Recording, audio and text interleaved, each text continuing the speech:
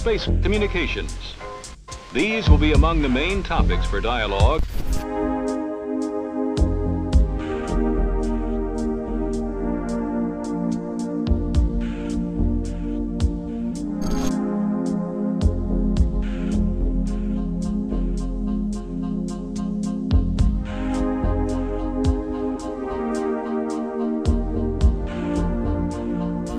I think my expertise right now lies within the upcycling world of how to make something beautiful out of something that otherwise you would think is trash.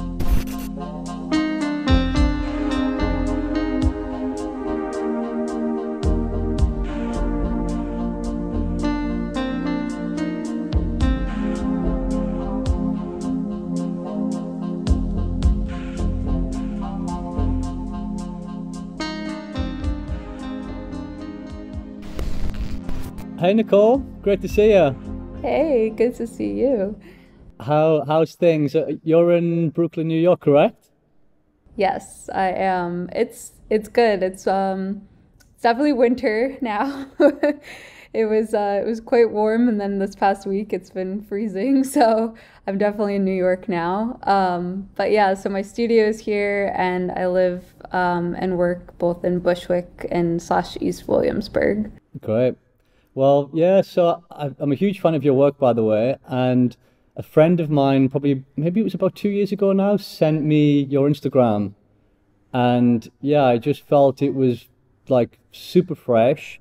And not only is the design very progressive, innovative, and just pretty amazing, I felt there was a really deeper message in terms of what your work was doing and what you were expressing. And in this world of kind of mass consumerism, it's kind of clear that we need to sort of rethink how we're approaching things. And I felt the way that you were sort of reimagining specific materials and everyday objects and giving them a whole new life in the form of shoes and objects, I felt that this was the beginning of where things were going to head to. And I do feel it's vital that, on a mainstream level, that we do start reimagining what we could do with what we already have, as opposed to constantly sort of consuming. But before we dive deeper into your work, could you just give us a quick bit of history on, who you are, your story up until this point, and what led you to creating this extremely interesting body of work? Yeah, well, thank you. I mean, it's kind of wild. I never really would have thought that I'd be working on my own doing these things. Like, if I had even told myself this like just a couple of years ago, I probably wouldn't have believed it. But yeah, so I'm from New Jersey, which is like right outside of New York. And so I grew up kind of like in the outdoors, in nature, loved exercising, loved all things sports. So that was something that kind of motivated me for school, for college, and then as well, I'm fluent in sign language, so I had a deaf boyfriend for quite some time, and so I actually pursued that in school. It's why I picked the school I went to, so I played lacrosse, and I was doing sign language for speech language pathology as a major, and quickly realized, I was more into like the arts and the aesthetic of sign language and kind of what that was like. And I started to realize like my style of learning and understanding was more visually. I love to like use my hands to create something or be able to make something on the computer and make something that's maybe wasn't tangible come to life. And so that's really how I started thinking about these things. And right after college, I landed an internship. I was working at Reebok, which was a really amazing experience to understand then footwear and apparel, which wasn't originally my plan. I was doing more graphics and social media things on the computer. So I ended up becoming a graphic designer at Reebok. And then that is really what introduced me to footwear, clothing, just honestly products, and to learn more about, I guess, the potential in those items that we use every day. Which then opened up the doors to sustainability, but I'm sure we'll dive into that as well. But yeah, I started to have such a love for product, and just understanding why and how products are made, and also with that being in a corporate environment and seeing the amount of waste and things that were created and samples and discarded items like on a regular basis really inspired me to start thinking a little bit differently. Incredible. Yeah, I mean, my background was actually in fashion as well.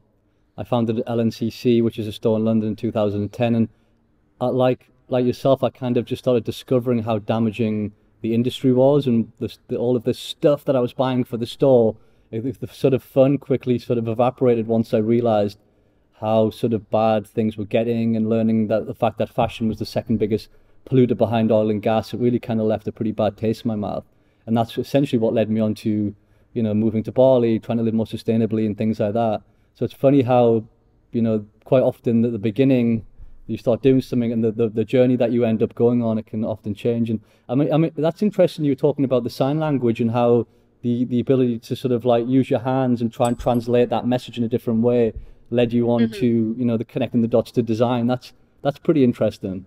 Yeah, I mean, I guess I didn't really think about it even only until like more recently, but just like I had a really hard time in school growing up. Like I couldn't pay attention. Like I really couldn't sit still. I had a lot of issues just with my grades and my parents and stuff. We were always fighting about my grades. And now I think about it, and like the way that I learn and the way that I've like now as an adult kind of been able to retain information has really just been through through like visually watching someone else do it. And I mean, I think now having like access to YouTube and having just the knowledge and like podcasts, being able to like listen and like be able to apply that in a very physical, tangible way, I think has like changed the way that I'm able to learn and understand things.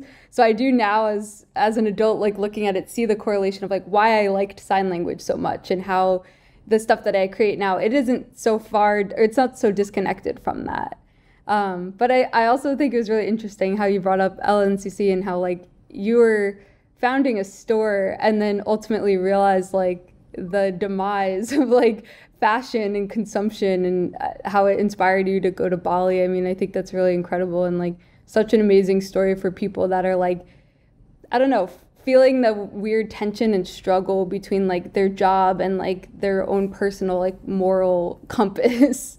Yeah, that's it. And I think I'm not sort of attacking fashion. I think as a system, things just need to change, and I think we all need to support each other in order to make that change, rather than kind of all of this finger pointing and criticizing. Yes, there's big problems. Yes, it's pretty serious, of course. But I think doing these types of things, having conversations about it, but finding solutions rather than just attacking. I think that's one thing that I like, certainly for myself, that the route I'd rather take. Rather than the kind of extreme sort of behaviors that I'm seeing now, which I guess we do need to a certain level, because it is a pretty extreme emergency. But in terms of your work then, so it started off as a passion project, you got into it through, Reebok, learning about the products. At one point did you discover, because I know you are an advocate for sustainability and it's an important part of your work, at what point did you sort of look at that and think, actually, there's a really important expression behind just the aesthetic here, there's more to this in terms of upcycling, reimagining what could be done with waste,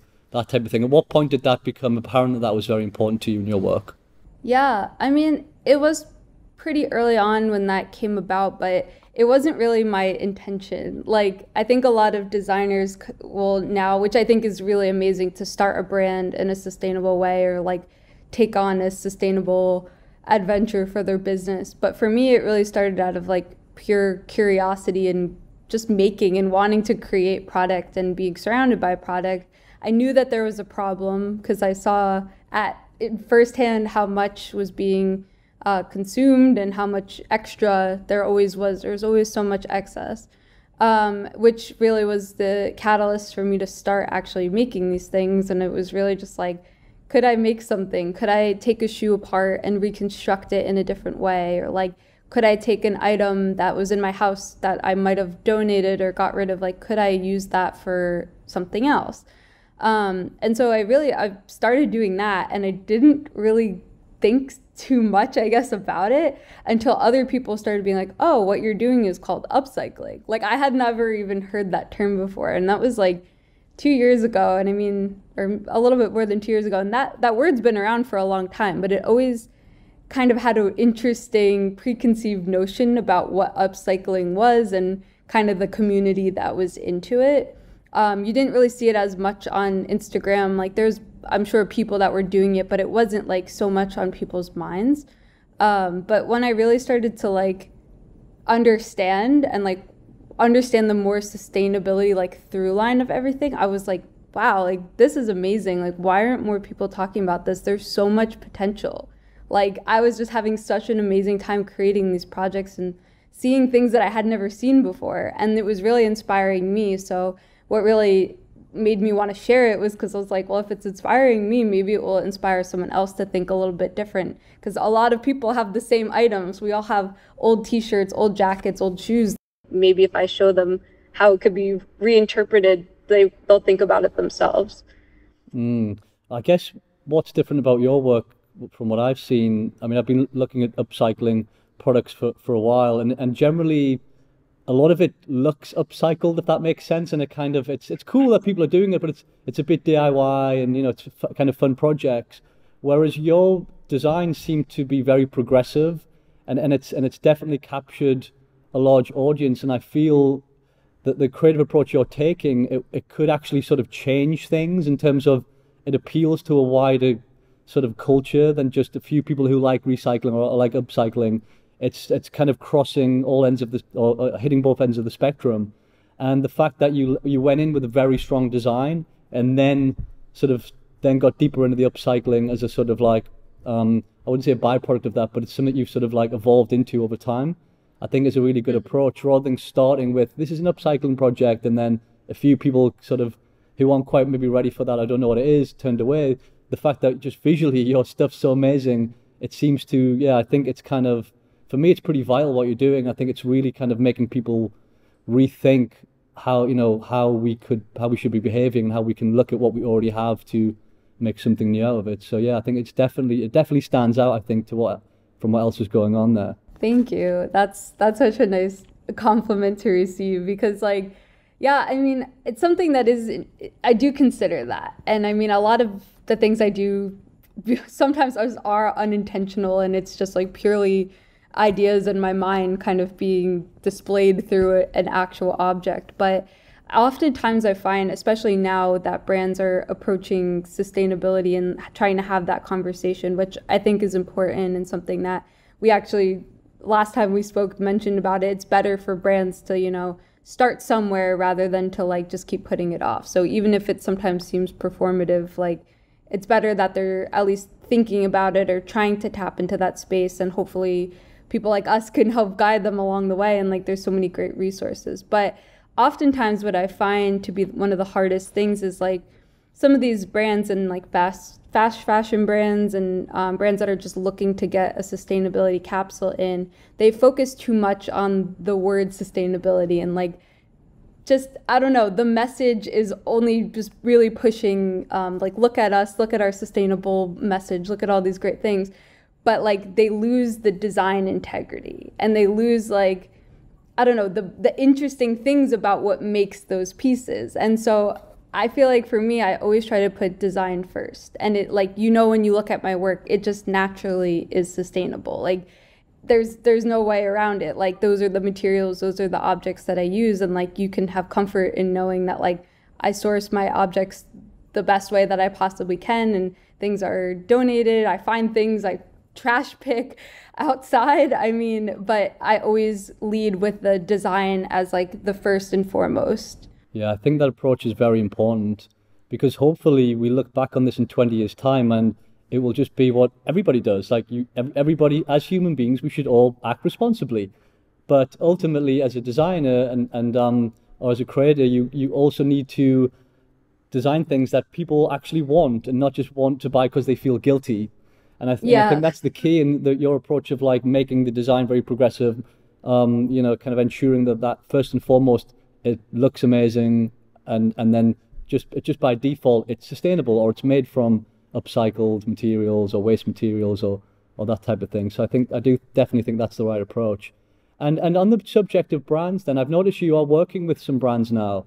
How did that come about, and what are you working on at the moment? Yeah, it's pretty wild. So when I first started making these projects, I was just choosing brands, and I mean, logos and branding is a big part of what I do and how I pick my materials. And I think as a graphic designer, I'm always like very brand centric and like, how can I display like a logo in a very compelling way?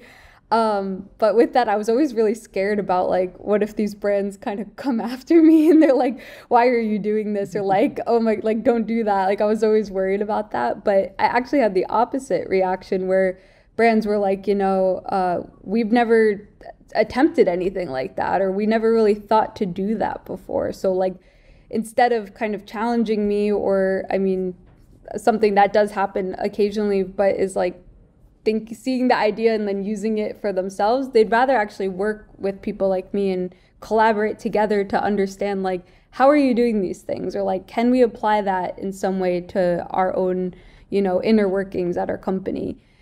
So yeah, I mean, I've had so many amazing project opportunities with some of the brands that like I've looked up to my whole life, like Nike and Adidas, and I've had collaborations even with Reebok, which was so amazing to kind of make it come full circle from working there to having a collaboration with them. And then more recently, I did a collaboration with Crocs, which was another interesting approach, because it was something that I never really thought I would do, because it was something that was produced in their factory. It wasn't a one-off piece, which is, I usually, if I work with a brand, it's me coming up with solutions for them, or, concepts, or even a small capsule that's maybe 10 pieces. But to create more than just a couple of pieces that people could buy, I really wanted to make sure like the narrative was that people could buy this and own it and be like responsible about the way that they buy it. And so like limited quantities, recycled packaging, like really working with Crocs to understand like, what are your future goals and can we align on these things? Like, let's start here, and like, how much more can we build off of? So I've had some really amazing opportunities to work with these brands, and it really is such an honor. And then now I feel like I can help them come up with solutions, hopefully going forward, and I could be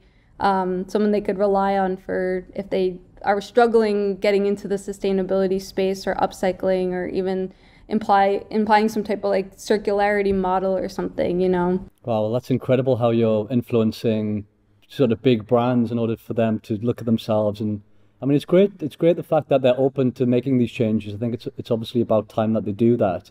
What do you feel when you are working with the Nikes, the Crocs, and these sort of huge brands that are turning over billions and billions of dollars? Of course, what you're doing is very artisanal, and it doesn't lend itself to being, let's say, scaled up.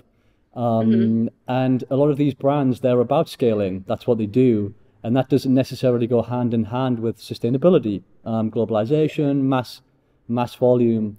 Is that something which regularly comes up when you're working with these brands? Are they sort of constantly looking at how can we scale this? Do you think that's one issue that's kind of holding a lot of these brands back? Yeah, and I mean, that's where I kind of feel like I sit in an interesting place, because coming from that side, coming from corporate and seeing like the agenda and how big of a machine it is, and like how long these brands have been around. Like, it's not like these brands just started a couple of years ago. Like, some of these brands are like almost 100 years old. It's crazy. So there's just a lot of practices and models that are in place that aren't going to change overnight. And that's something that I feel like sitting somewhere in between, I can help them, and then also help the consumer that's like, well, why don't you just change what you're doing? Like, if you know it's bad, just fix it. When it's like, in actuality, it's like they've done it this way for so long, to just, change the way that they've done everything is like, that's a big ask. And as much as that would be the most ethical and amazing thing for them to just, change everything and make everything 100% sustainable, it has to roll out. It has to be a plan. So that's hopefully where I can come in and, talk with these brands, at least find ways that they can, do take back programs, find ways to start with small capsules with recycled materials. Can you actually take back items and patch them up, which a couple brands, are doing that. Patagonia is doing that. Arc'teryx is doing that. Brands that can take back things, repair them, have a repair shop, and then get them back, or take them back to their factories, break them down, find ways to use those scrap fabrics. Not everyone is doing that yet. And so it seems like that's more of the way that I see things are going, or brands starting there, at least implementing some of those types of models. I mean, it's going to be a while until we see like fully sustainable across the board. But I think if they're starting with, that, and then also with technology, which isn't something that like I'm more on the upcycling side of it, but there's a lot of amazing designers that are building new materials and technologies like leather made out of mushrooms and all these amazing things, like probably something that you're more familiar with than I am, being surrounded by nature, but like finding different solutions from the start of it. But I mean, there's a lot of different ways that you can tackle it. And I think my expertise right now lies within the upcycling world of how to make something beautiful out of something that otherwise you would think is trash. It's just how do you scale that? And that's something I don't have a clear answer, but I think the more that I've talked with people and the more that we have these conversations, the closer to an answer we're going to get. Yeah, I agree with that. I think it's a great start. Brands are talking about it. They're looking at people like you who are doing radical things with waste. And what it's starting is a conversation. And all of a sudden, that conversation is now creating a trend. And what a great trend, right? It's not just some sort of throwaway thing that we've had in the past of aesthetics and, plastic looking things. This is kind of like a really cool trend. And whether brands like it or not, they're going to have to change, because young people come through today, they're just not going to want to buy into brands that frankly, they don't care, So the fact that brands are starting to look at this, looking at waste management, and then I hope at some point they go, actually, this is a really, I imagine from their perspective, they're probably going to see this as an opportunity of, could we innovate and do something that crazy where we do invest $1 billion or whatever it is into making this new material which is fully biodegradable, or so the waste that comes off that is going to biodegrade anyway. So maybe that's where we need to get to, but right now we're kind of in our infancy. I mean, the mushroom leather is one thing.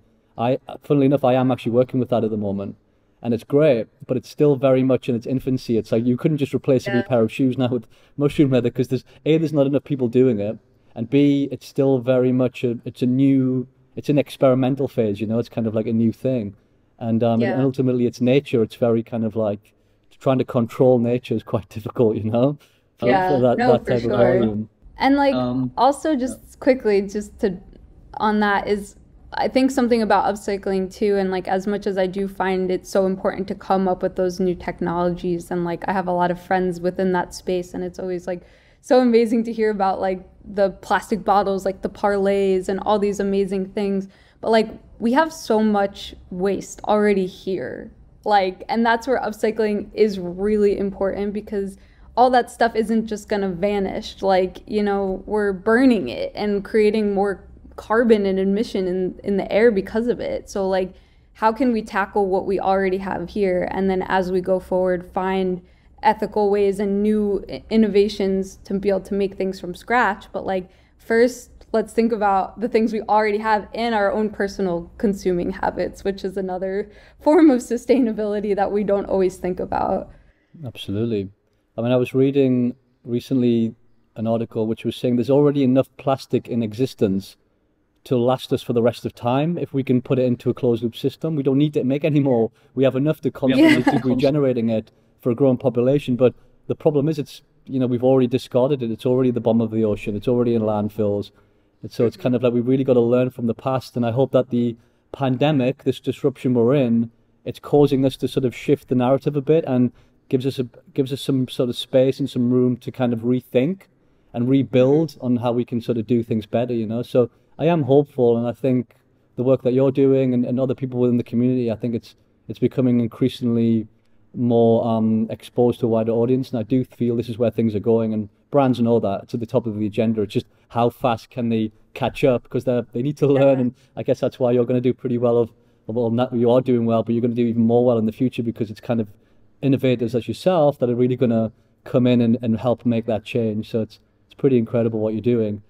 And on a level of, I mean, I hate the word consumer, but on people who are sort of buying products, are you seeing a shift in terms of, are you seeing more attention on what you're doing? Do you feel that this sort of like notion of moving more into sustainable practices is becoming a bit more widespread? Like since you started in 2018 up until now, are you seeing kind of more and more people getting into this? Yeah, I have, like, straight up. I've the rise, I think, just through social media, honestly, and like the DIY, like anyone could take this on as a hobby and, create something from it. And like everyone's interpretation of it is completely different, which I think is what makes it so special, because like there's a lot of other upcycling artists and like we don't look anything the same, and I've seen so much more of that popping up, which I think has inspired people to shop a little bit more like local and community based. I mean, there's a lot of like reselling apps that are happening right now that's more of like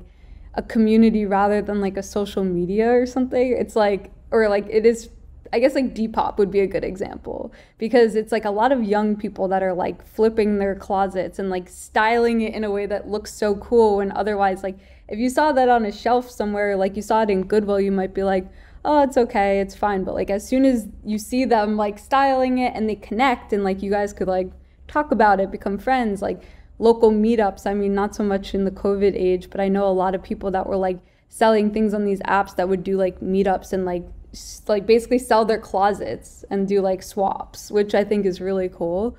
So I don't know, I feel like Gen Z and like younger millennial, and I mean even like millennial, and some my parents are like have been so interested in this. Like they're boomers and they don't really get social media, but they're like more open to sustainable choices, I think, and like more, I think, aware of their consuming habits once I like had talked to them about it. I'm also very active on TikTok, which is something that it's a very, very young audience, but I see the desire to like want to make a change, and this like sense of like, well, it's, I don't know, secondhand isn't the word that it used to be. Like secondhand fashion, like just a couple of decades ago, seemed like, oh, it's someone else's used clothing. Like I don't want to wear that, or like just the preconceived notion of what we have about secondhand wasn't great. So, and now it's like it's almost like too much of a pendulum shift where like gentrifying of thrift stores is a very real thing and something that I'm personally very aware of as well. But like shopping on eBay, shopping on like Poshmark, those apps and stuff like that has been a really incredible thing to see how many people are doing it and excited about it. That's very cool. Yeah, I was chatting to a guy who lives here in Bali, Ichan, who's also upcycling, and I was asking him, about his motives and how he started, and he was sort of saying, well, buying new things is just not very cool anymore. To like constantly be buying new stuff and then going out, it's now like it seems that the kind of, certainly the scene he's in, but I'm seeing it globally, it's kind of just not like going out and buying a sort of like expensive $4,000 handbag and wearing it a few times. I think that's going to be a bit of a thing of the past. It's kind of not interesting to people anymore, and I think that mindset has to shift. Yeah. It's just kind of like how are brands going to survive that? I think they need to start getting incredibly creative.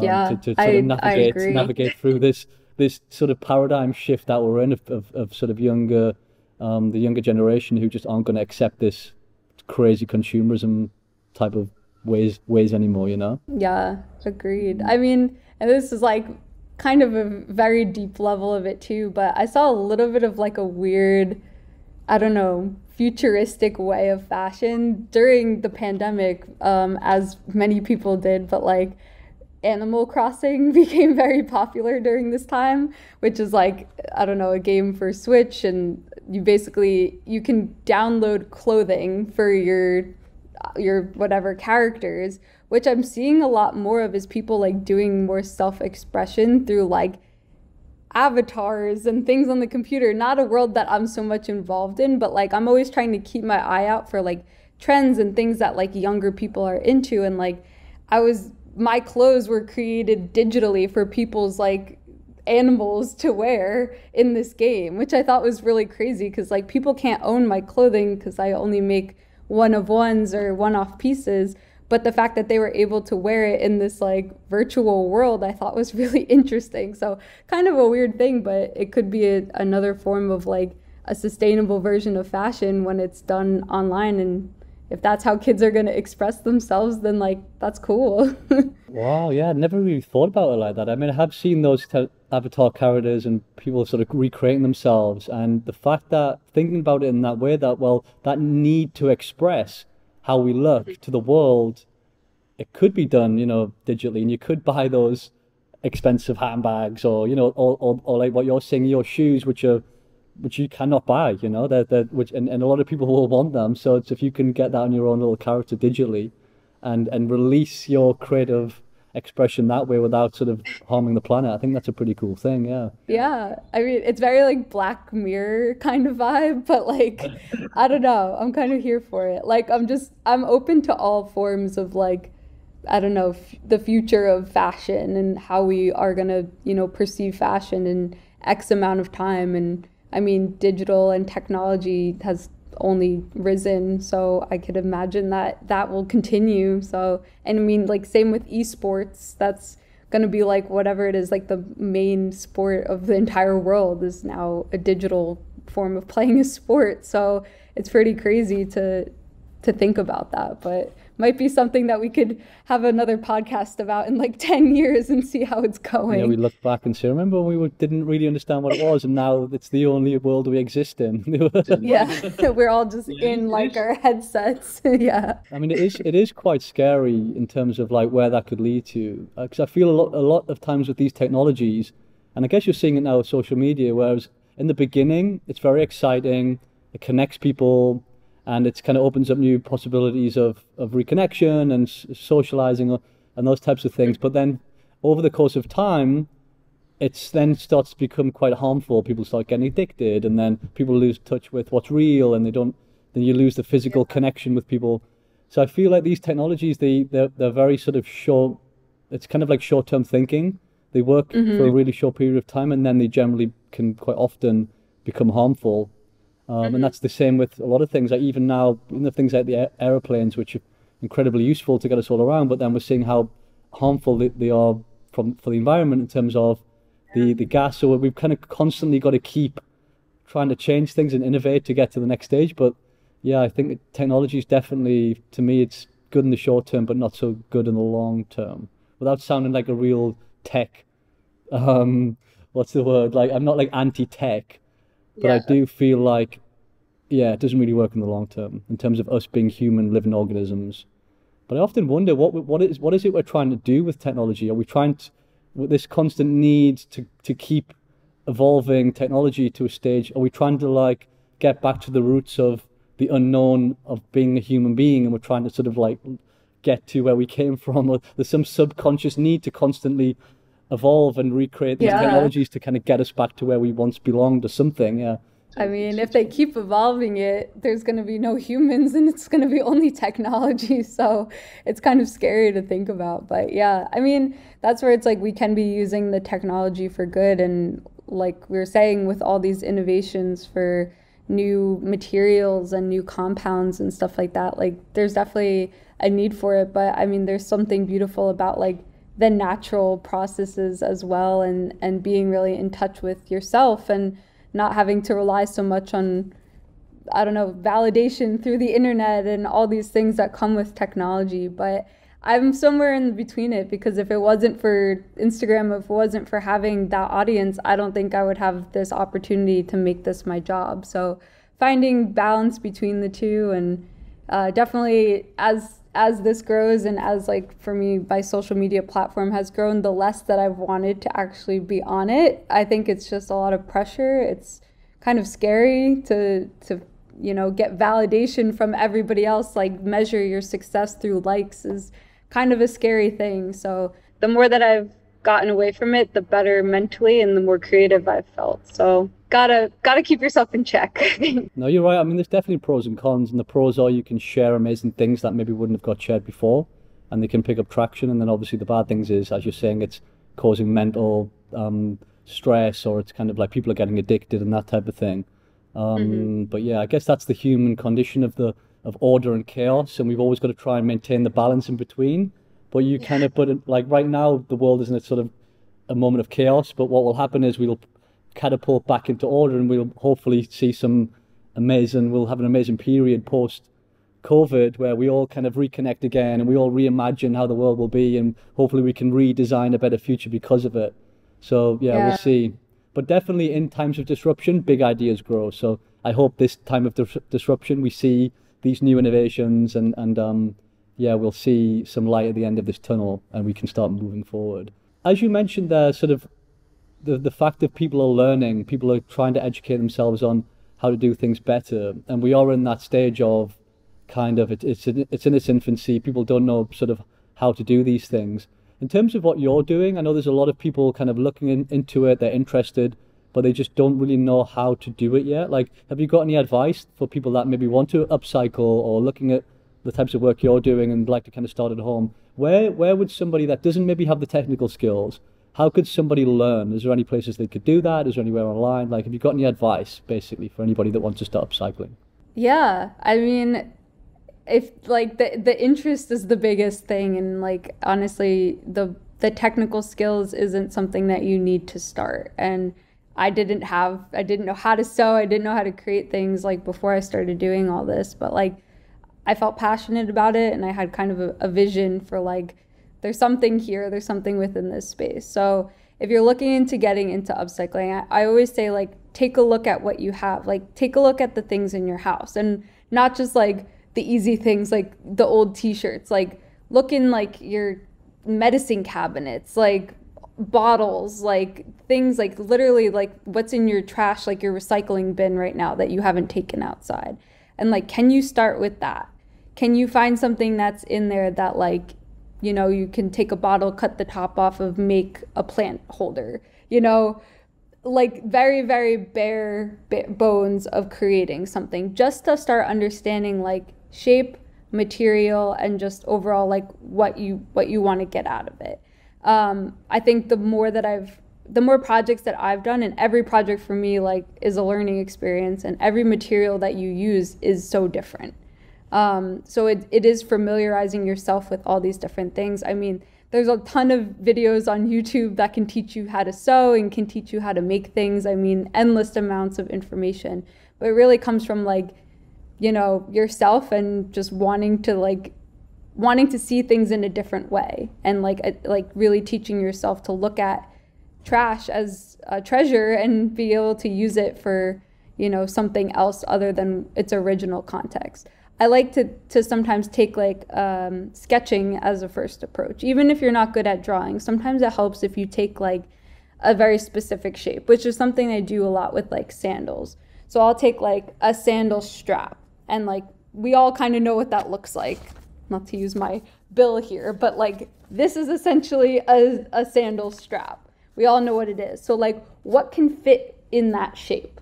I'm sure you could take a water bottle like label and fit it into that square. You can take, you know, food packaging. You could take anything that fits into that shape and then create a new shoe out of it. So think about that, and like that's a very easy term, but there's a lot of different ways that you can then apply that to. You can make yourself then a water bottle holder. You can then make, you know, a hat. Like there's so many different ways that you could then start to look at things. But that's how I like to at least start and approach a project, is to just think about shape, think about what you have first before you go out and get something new.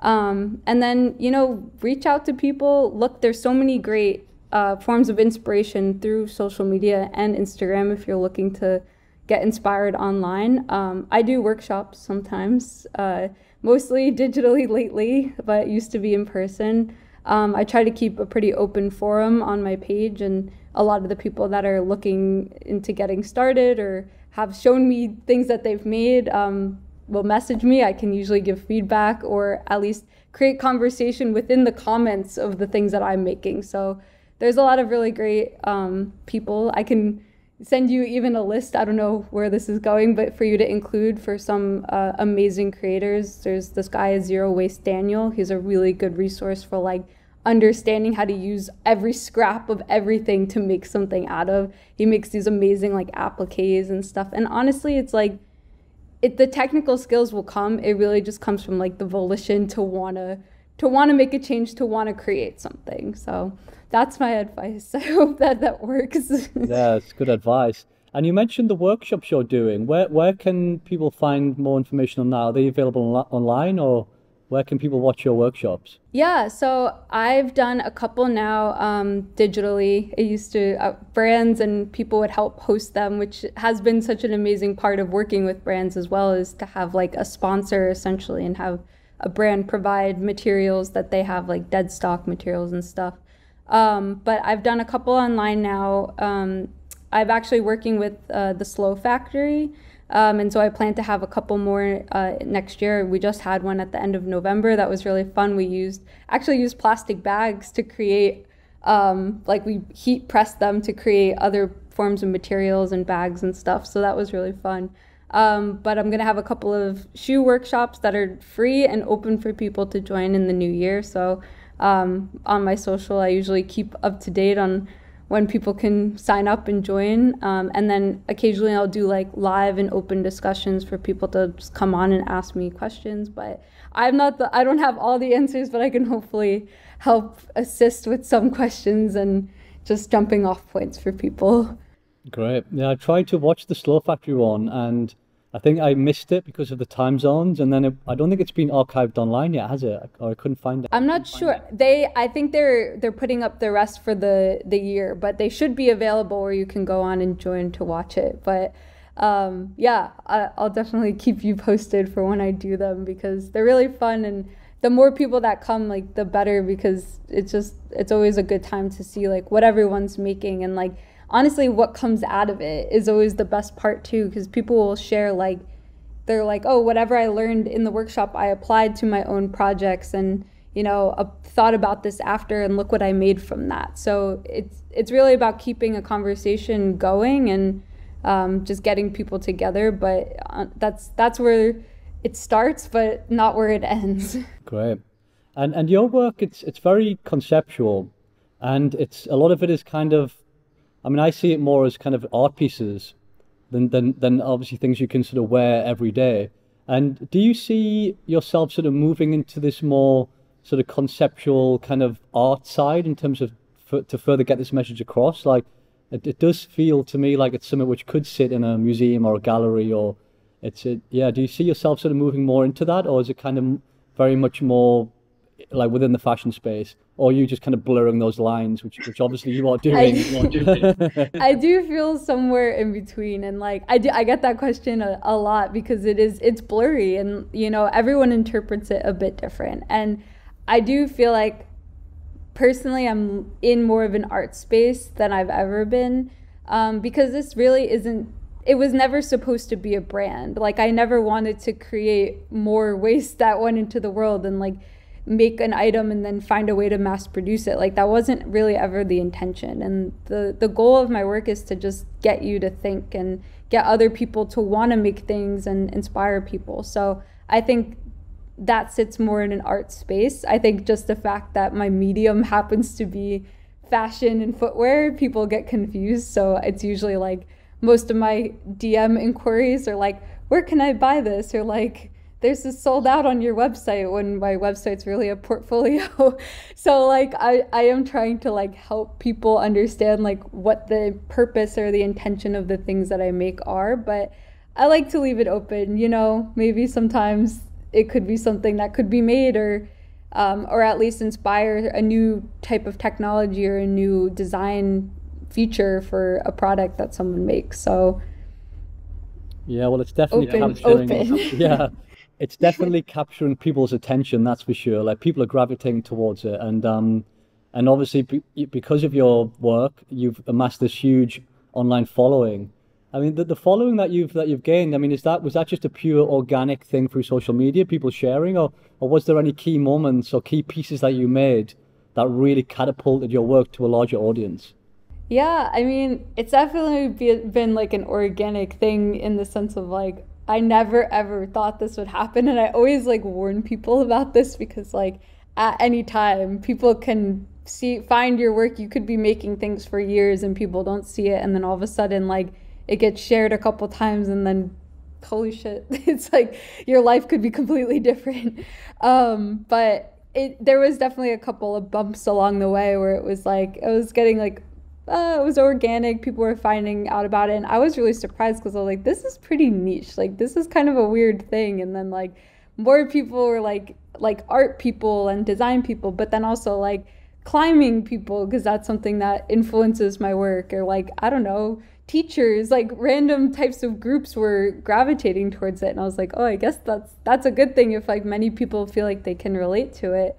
And then, I mean, there's been a few like projects I think that have really captured people's attention more than others. Usually when I'm working with bras and food, tend to grab the consumer's interest. But yeah, I mean, I have fun with it, and I try not to put too much pressure on myself for social, because it is really hard when you do amass quite a following, because like, I don't know, my followers are my friends, and I want to keep their interest and keep them like entertained, but at the same time, like, I want to go with what I feel like is right and what's working for me. So I try not to rely too much on like what people say, I guess. It's a good approach, because, and also you don't want to fall in that trap of going, this is what people like, and I need to do another, tennis ball shoe or whatever, because that's what people, you're kind of leaving that, you're not getting influenced by the, whatever you call it, the likes or what people are sort of sharing, and you're just sort of like just following your true expression, your genuine expression.